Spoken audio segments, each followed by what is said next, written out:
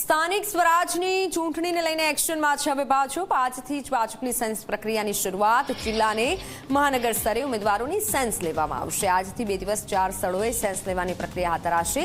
3 થી 4 દિવસ સુધી ચાલી શકે છે સેન્સ પ્રક્રિયા। જિલ્લા અને મહાનગરોમાં નિરીક્ષકો ઉમેદવારોની સેન્સ લેશે। જિલ્લા અને મહાનગર સ્તરે આ કામગીરી કરવામાં આવી રહી છે। સેન્સ પ્રક્રિયાની શરૂઆત થઈ ચૂકી છે। આજથી જિલ્લા અને મહાનગર સ્તરે ઉમેદવારોની સેન્સ લેવામાં આવશે। 4 દિવસ સુધી આ સેન્સ પ્રક્રિયા ચાલી શકે છે।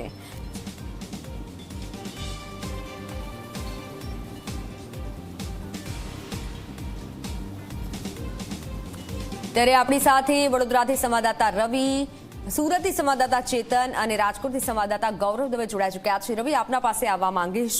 સેન્સ પ્રક્રિયાની શરૂઆત થઈ ચૂકી છે। હાલ કામગીરીની શરૂઆત કેવી રીતે કરવામાં આવી, શું વધુ જાણકારી?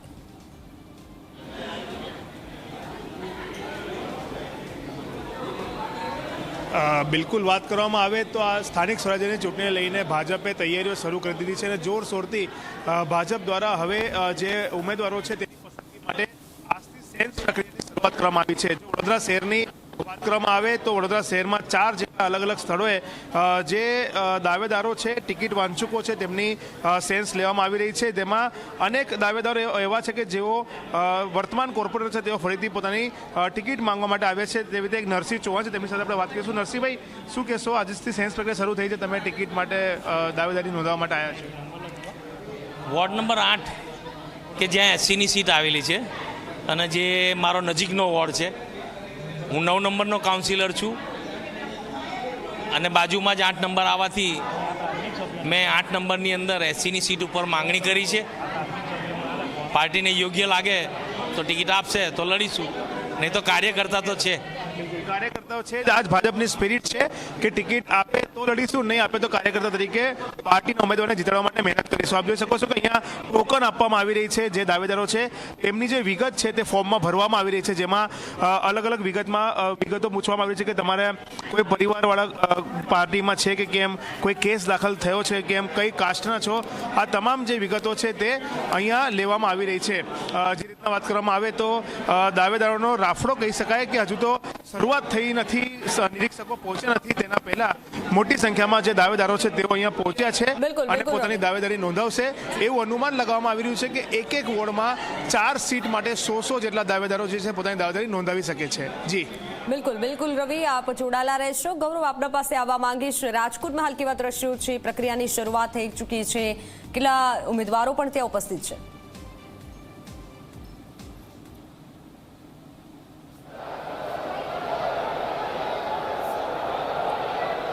ચોક્કસ જ સ્થાનિક સ્વરાજ્યની ચૂંટણીને લઈને ભારતીય જનતા પાર્ટી દ્વારા કમર છે તે કસવામાં આવી છે અને આજથી સેન્સ પ્રક્રિયા છે તે શરૂ કરવામાં આવી છે। આજે ટોટલ જે 4 ઝોનની અંદર વિધાનસભા વાઇઝ 4 ઝોનની અંદર અલગ અલગ 12 જેટલા વોટની સેન્સ પ્રક્રિયા છે તે હાથ ધરવામાં આવશે। આવતીકાલે 6 જેટલા વોટની સેન્સ પ્રક્રિયા છે તે હાથ ધરવામાં આવશે।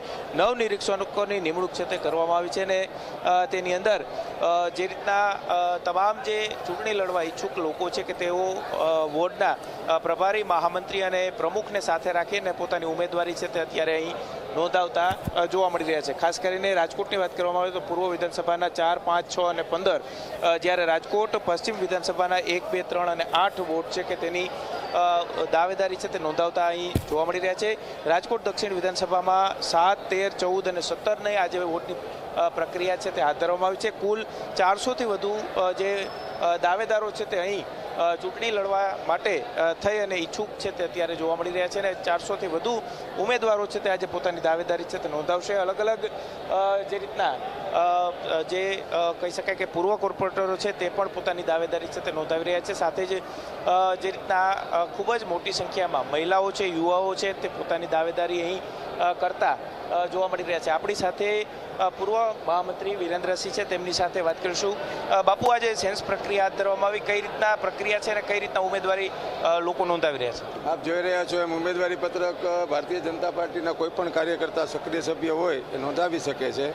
3 વિધાનસભાની આજે સેન્સ પ્રક્રિયા છે, વિધાનસભા 68, 69 ને 70, અને એની અંદર અમારે પ્રદેશમાંથી આવેલા નિરીક્ષકશ્રીઓ બેસશે અને ઉમેદવારી પત્ર સ્વીકારશે. ક્રાઇટેરિયા નક્કી કરવામાં આવ્યા છે ઉંમરના અથવા તો term? કોઈ અત્યારે અમને કોઈ ક્રાઇટેરિયાની સૂચના નથી. ભારતીય જનતા પાર્ટીનો સક્રિય સભ્ય હોય અને જે છે એ ભરી શકે છે. આ વખતે 60 જેટલા નવા ચહેરાઓને સ્થાન મળ્યું હતું કોર્પોરેશનમાં. આ વખતે કોઈ નવા ઉમેદવારો અથવા તો કઈ રીતના? અત્યારે તો સેન્સ પ્રક્રિયાની માહિતી છે, બીજી કોઈ નવી માહિતી અમને છે નહીં. સહજ તમામ લોકો છે તે અહીં સેન્સ પ્રક્રિયા જે ચાલી રહી છે ને તેના માટે ઉમેદવારી ઈચ્છતા જે લોકો યુવાનો છે, કાર્યકરો છે, તે પોતાની ફોર્મ ભરવાની પ્રક્રિયા છે તે કરી રહ્યા છે અને ટૂંક સમયની અંદર જ સેન્સ પ્રક્રિયા છે તે નિરીક્ષકો તમામ જે ચૂંટણી લડવા ઈચ્છુક લોકો છે તેમની વાત છે તે સાંભળવાના છે. જી બિલકુલ બિલકુલ ગૌરવ, આપ જોડાયેલા રહેશો. ચેતન, હાલ સુરતમાં કેવો માહોલ છે? સેન્સ પ્રક્રિયાની શરૂઆત થઈ ચૂકી છે.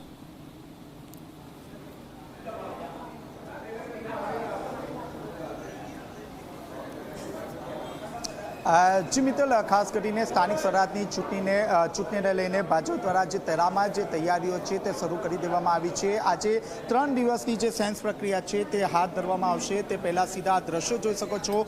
ભાજપ કાર્યાલય ખાતેના સીધા દ્રશ્યો છે, જ્યાં જે તે ઉમેદવાર જ્યારે અહીં આવી રહ્યો છે ત્યારે તેમને ફોર્મ આપવામાં આવી રહ્યો છે અને ફોર્મ ભર્યા બાદ વહેલા તે પહેલાંની ધોરણે જે નિરીક્ષકો છે તે નિરીક્ષકો પાસે મોકલવામાં આવશે.